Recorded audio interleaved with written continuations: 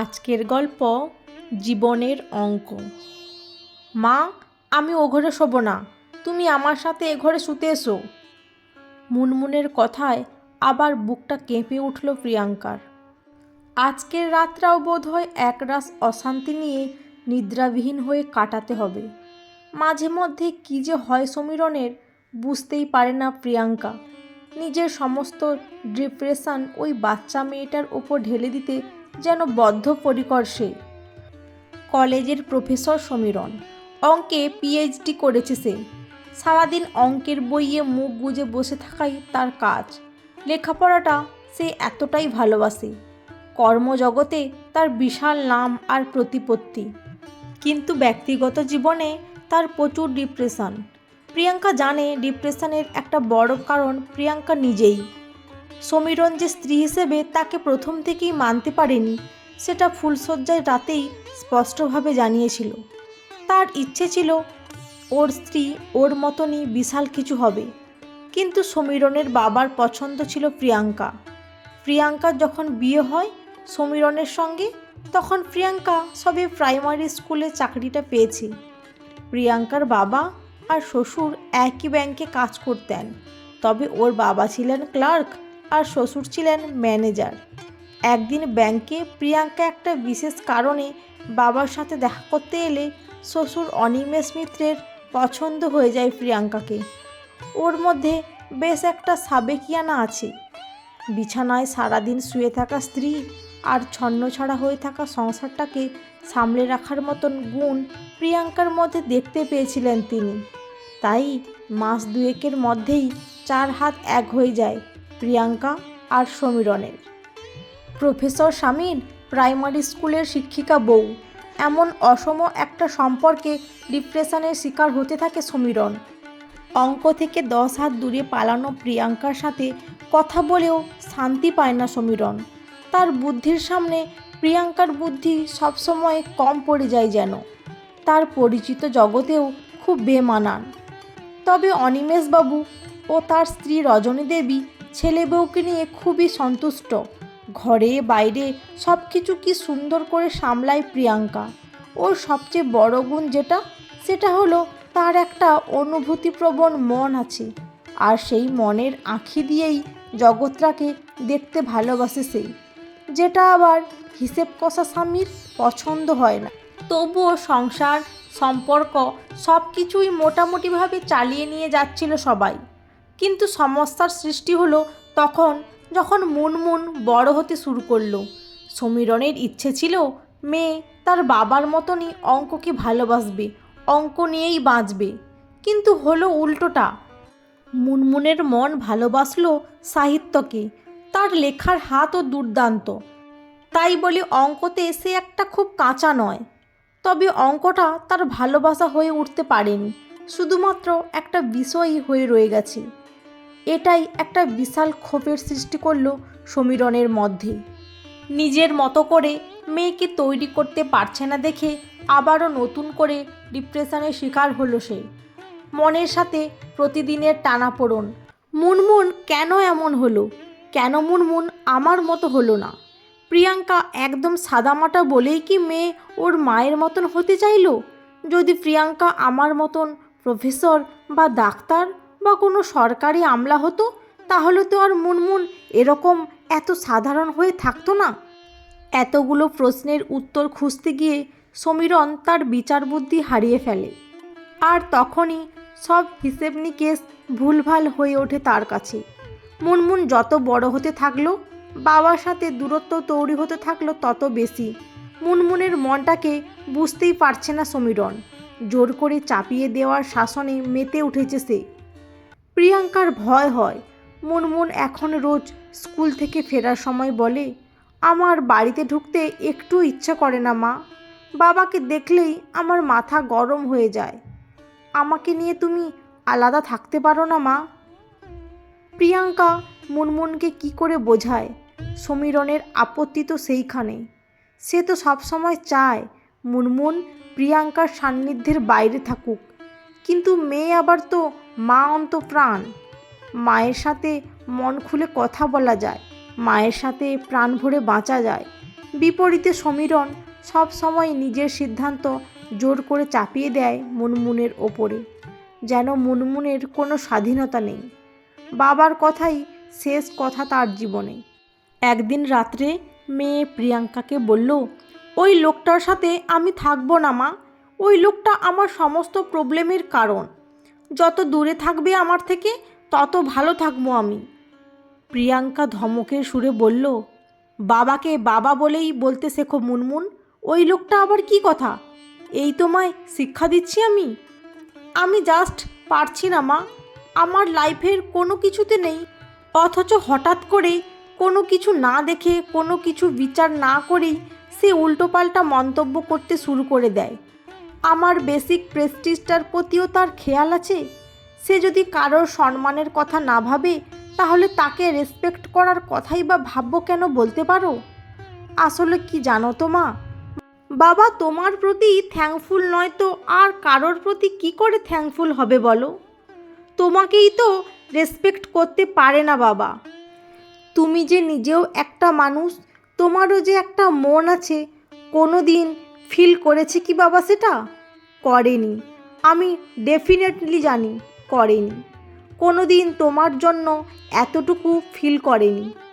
তোমাকেই যখন বাবা বুঝতে পারে না তখন আমাকে বুঝবে কি করে? এভাবে রোজ রোজ বাবার বিশ্রী কথা আমি আর সহ্য করতে পারছি না। I am just faded app. কথাগুলো বলেই পাশের ঘরে দুমদাম করে চলে যায় মুনমুন। একটা ক্লাস 6-এ পড়া মেয়ের মানসিক যন্ত্রণাটাকে উপলব্ধি করে বুকের ভেতরটা কেমন যেন মোচড় দিয়ে ওঠে প্রিয়াঙ্কার। ঘরে গিয়ে স্বামীকে বোঝানোর চেষ্টা করে। আজ রাতটা মুনমুন আর আমি পাশের ঘরে শুই গিয়ে তুমি বকেছো তাই একটু আপসেট আছে মেয়েটা। আর এভাবেই বা বকাবকি করো কেন? এখন বড় হচ্ছে ও, ওরও তো একটা মান সম্মান বোধ তৈরি হচ্ছে, সেটাকে তো আমাদের মেনে চলা উচিত, তাই না? সমীরণের মনে এমনিতেই আগুন জ্বলছিল। প্রিয়াঙ্কার কথায় সেই আগুনে যেন ঘি পড়ে গেল। সে চিৎকার করে বলল, একদম যাবে না তুমি মুনমুনের কাছে। তোমার সঙ্গে থেকেই যত সর্বনাশ হয়ে যাচ্ছে আমার মেয়েটার। নিজে একটা প্রাইমারি টিচার হয়ে রয়ে গেলে মেয়েটাকেও প্রাইমারি টিচার বানানোর জন্য তৈরি করছো। এতদিন চুপচাপ থাকা প্রিয়াঙ্কা এবার আর চুপ করে থাকতে পারল না। সেও জবাব দিল, কেন বলো তো? প্রাইমারি টিচার হওয়া কি খারাপ? একজন প্রাইমারি টিচারের কি কোনো যোগ্যতাই নেই? একটা বাচ্চার জীবনের ভিত তো তৈরি হয় একজন প্রাইমারি টিচারেরই হাতে। কি খারাপটা আছে এই চাকরিতে? কম্পিট করতে পারবে একজন প্রফেসরের সঙ্গে? ব্যঙ্গের সঙ্গে প্রশ্ন ছোড়ে সমীরণ। প্রত্যেকের জায়গায় সঠিক সমীরণ। আমরা একটা বাচ্চার ইউনিভার্সিটি অবধি পৌঁছানোর মতো ভিত তৈরি করে দিই বলেই তোমরা সেই বাচ্চাগুলোকে পড়ানোর সুযোগ পাও। তোমার শিক্ষা তখনই যথার্থ হবে যখন তুমি অন্যের শিক্ষাকে মর্যাদা দিতে পারবে।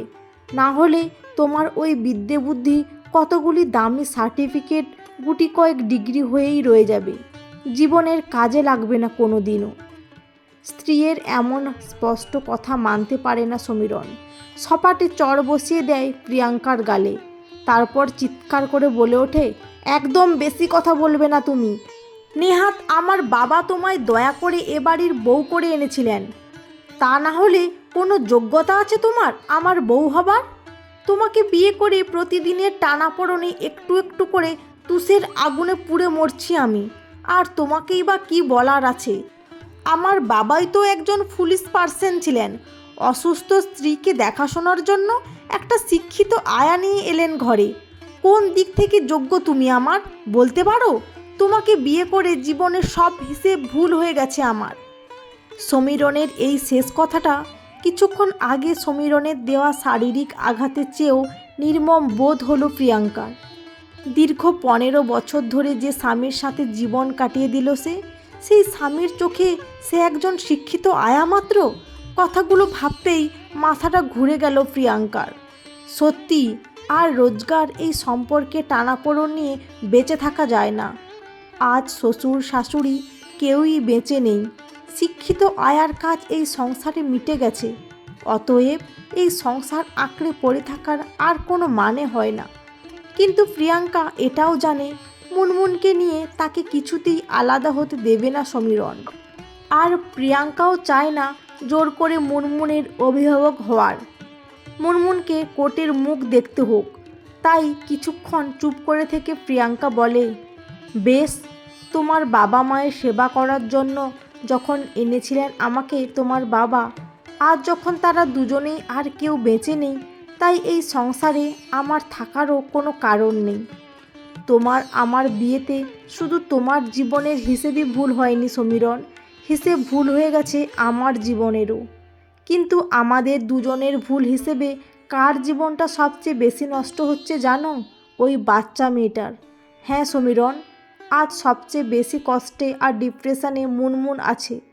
কিন্তু তুমি বুঝবে না ওর সমস্যাটা, বরং নিজের ডিপ্রেশনটা একটু একটু করে ওর দিকে কনভার্ট করছো তুমি।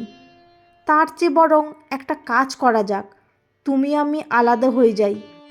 আর প্রিয়াঙ্কার মুখের কথা কেড়ে নিয়ে সমীরণ বলে উঠল, মুনমুন কিন্তু তোমার সঙ্গে থাকবে না। তুমি ওর সাথে থাকলে ও কিছুতেই মানুষ হয়ে উঠতে পারবে না। আমাকে কথাটা শেষ করতে দাও সমীরণ। মুনমুন যেমন আমার কাছে থাকবে না, ঠিক তেমনি মুনমুন তোমার কাছেও থাকবে না। আমার এক বন্ধু আছে নৈনিতালে, এক মিশনারি স্কুলের টিচার। সেখানে মুনমুনকে পাঠিয়ে দেব ওর নিজের মতন করে বেড়ে ওঠার জন্য। নিজের স্বপ্ন পূরণ করে ফিরে আসবে আবার। সব খরচা আমি দেব, তোমাকে কিছু করতে হবে না আমার মেয়ের জন্য, দম্ভ নিয়ে বলে সমীরণ। প্রিয়াঙ্কা একটু হাসে, বলে, তুমি কি জানো সমীরণ, তোমার মেয়ে তোমায় ঘৃণা করে। তোমার পরিচয়টাও দায়ে পড়ে বহন করে বেড়ায়।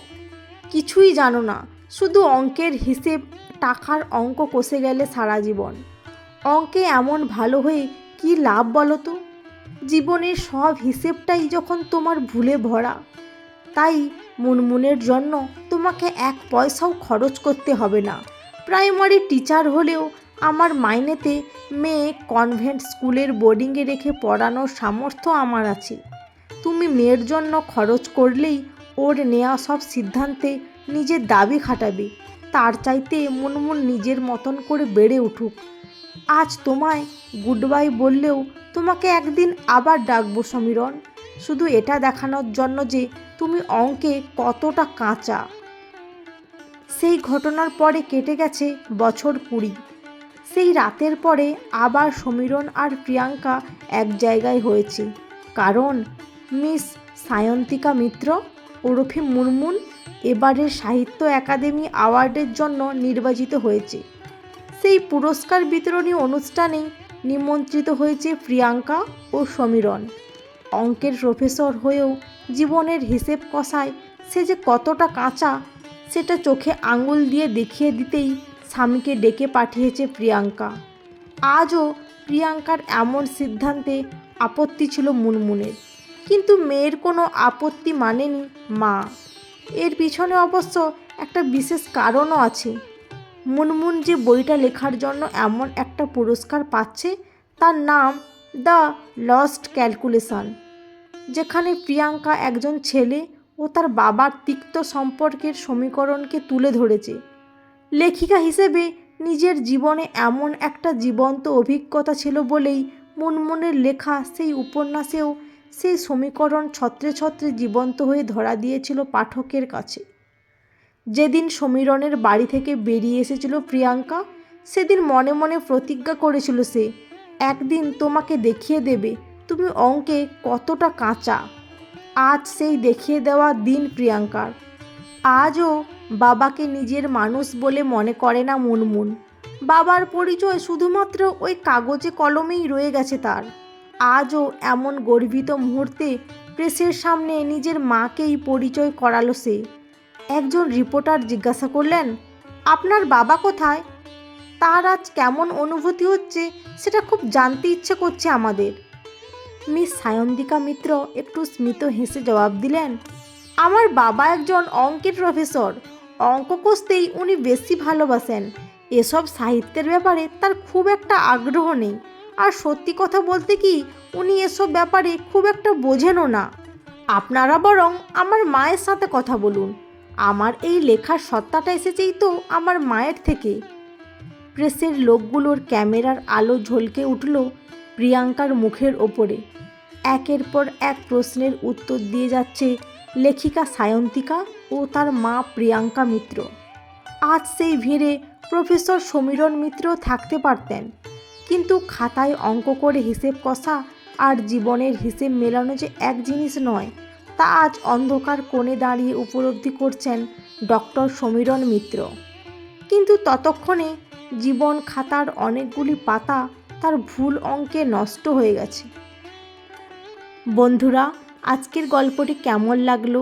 যদি ভালো লেগে থাকে অবশ্যই একটি লাইক দিয়ে চ্যানেলটি সাবস্ক্রাইব করে পাশে থাকবেন।